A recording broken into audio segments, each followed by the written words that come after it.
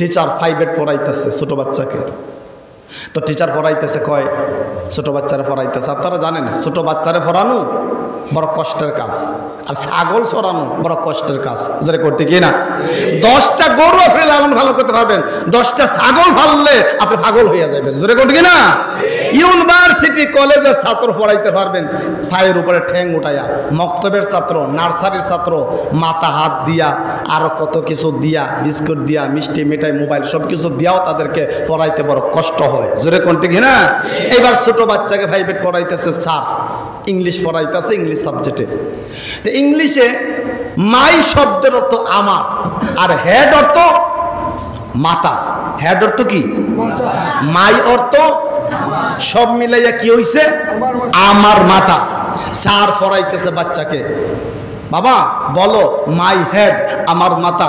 বাচ্চা কয় my head স্যারের মাথা। না না, মাই হেড আমার মাথা। কয় স্যার বললাম তো মাই হেড স্যারের মাথা। স্যারের রাগ উঠে গেছে গা, বেচারা সব কিছু রাখা চলে গেছে।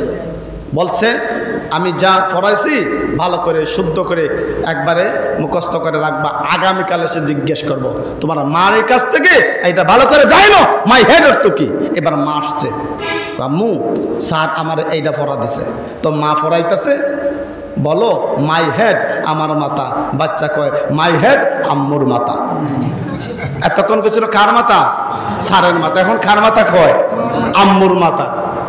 আম্মুকে না না হয় নাই তো, খালা আসছে দৌড়াইয়া, কয় দেখেন বাবা যান, মাই হেড মানে আম্মুর মাথা না, মাই হেড মানে আমার মাথা। কয় মাই হেড মানে খালার মাথা। আরেকজন আসছে দৌড়াইয়া, মামা আদর করে নিও। মামা কয় তুমি কি উল্টাপাল্টা করতেছো? মাই হেড তো মায়ের মাথা কইতাছো, খালার মাথা কয় মাই হেড তো আমার মাথা।